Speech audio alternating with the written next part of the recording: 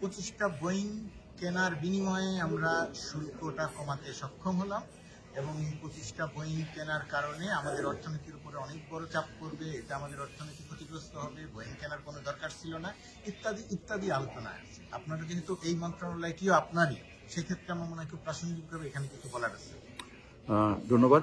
বিষয়টা হচ্ছে যে দেখেন, আমাদের বাণিজ্য আলোচনায় বা নেগোসিয়েশনের সময় আমার কাছে মনে হয়নি যে যুক্তরাষ্ট্র 25টা বোয়িং এর ব্যাপারটাকে গুরুত্বের সাথে নিয়েছে।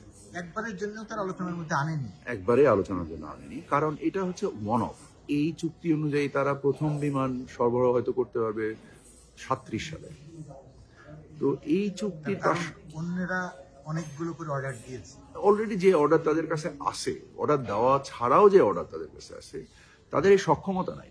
এখানে বোয়িং প্লেন খুব ইম্পর্টেন্ট না, কারণ বোয়িং প্লেন তো আপনি প্রতিদিন কিনেন না, কিন্তু সয়াবিন আপনাকে প্রতিদিন কিনে। কিন্তু বোয়িং কি আমাদের কেনার আসলে দরকার ছিল? এই অর্ডারটা তাহলে আমরা দিলাম কেন? দরকার ছিল। হ্যাঁ, আমাদের বিমানের যে পরিচালন সক্ষমতা এবং এর যে ব্যবসায়িক অবস্থা, এই পরিস্থিতিতে আমাদের এবং আমাদের যে জনসংখ্যা, গত বছর প্রায় 1,20,00,000 যাত্রী আমাদের বিমানে, আমাদের এয়ারপোর্ট দিয়ে যাতায়াত করেছে।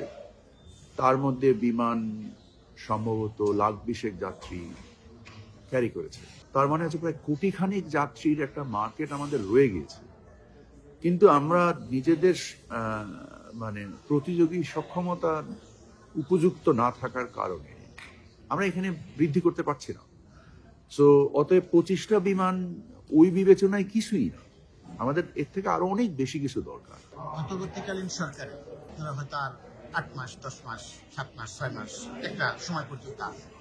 এই শেষ যখন আপনি চলে যাবেন, যখন আপনি এই মন্ত্রণালয়ের দায়িত্বে থাকবেন না, এই সরকার চলে যাবে, তখন কি আপনি মোটামুটি ভাবে, বিমানের কথা বিশেষ করে বলছি, এই মন্ত্রণালয়টিকে মোটামুটি একটা স্বচ্ছ জায়গায় রেখে যেতে পারবেন? সেটার জন্যই তো কাজ করছি আমরা দিনান্ত। যে পরিশ্রমটা আমি এবং আমার আশাবাদী কি? ইনশাল্লাহ যথেষ্টভাবেই আশাবাদী। শুল্ক আলোচনায় বাংলাদেশ একটা দৃশ্যমান সাফল্য পেয়েছে, এটা নিয়ে আলোচনা আছে, প্রশংসা আছে। এই নেগোসিয়েশনটা করতে গিয়ে বাংলাদেশ একটা গোপনীয়তার চুক্তিতে স্বাক্ষর করেছে। এই যে দেশের স্বার্থ পরিপন্থী কোনো কিছু আমরা করে ফেলেছি কিনা, আপনারা করে ফেলেছেন কিনা, এই জায়গাটা আপনি পরিষ্কার করবেন দেশের মানুষকে। আপনি নিশ্চয়ই জানেন যে বাণিজ্য একটি গতিশীল বিষয়। সো আজকে যে আমরা যে জিনিসটা হোয়াইট হাউসের প্রেস মাধ্যমে জানতে পেরেছি যে বাংলাদেশের উপরে 20% শুল্ক আরোপ করা হয়েছে, এটা সাফল্য ব্যর্থতা নির্ভর করবে আমাদের বাণিজ্যিক সক্ষমতার উপরে, এবং আমরা এর থেকে ফল পেতে গেলে আমাদেরকে নিজস্ব সক্ষমতা এবং প্রতিযোগিতাশীলতা, এবং আমি এরকম একটা কথা শুনেছি যে আমাদের এখানে আত্মতুষ্টির কোনো সুযোগ নেই, এবং এই বিষয়ে আমি 100% একমত যে আসলে কোনো অবস্থাতেই আত্মতুষ্টির কোনো সুযোগ নেই। আর দ্বিতীয় বিষয় যেটা আপনি অবতারণা করলেন যে আমরা একটা গোপনীয়তার চুক্তি করেছি, এটা শুধু আন্তর্জাতিক নীতিতেও তো নির্দিষ্ট, এমনকি যদি আপনি স্থানীয়ভাবেও কোনো চুক্তি দেখেন, যখন দুটো ব্যবসায়িক সংগঠন বা ব্যাংক, বিমা, এরা যখন কোনো চুক্তিতে উপনীত হয়, এনডিএ বা নন ডিসক্লোজার এগ্রিমেন্ট, এটা খুবই একটা স্বাভাবিক বিষয়। আপনি যদি দেখেন যে দুইজন যদি কেউ কোনো সম্পদ হস্তান্তরও করে, তখন নিজেদের মধ্যে একটা আলোচনা থাকে যে ভাই আপনি কাউকে বলবেন না, কারণ তার হতে পারে অ্যাবসলিউটলি, কারণ তার এটা মনে হতে পারে যে আমার প্রতিবেশী এখানে একটা সমস্যা তৈরি করতে পারে, বা অন্য কেউ এখানে এসে দাবি করতে পারে। আর মূলত যুক্তরাষ্ট্র যেটা বিনিময়ে চুক্তিটা করছে সেটা হচ্ছে তাদের ন্যাশনাল সিকিউরিটিকে তারা ব্যবহার করেছে। তারা এই চুক্তির মূল নিয়ামক হিসেবে যখন তারা বলছে যে তাদের নিজস্ব নিরাপত্তাকে তারা নিয়ামক হিসেবে নিচ্ছে, সেখানে তো একটা আলোচনাটার একটা গোপনীয়তার শর্ত অবশ্যম্ভাবী।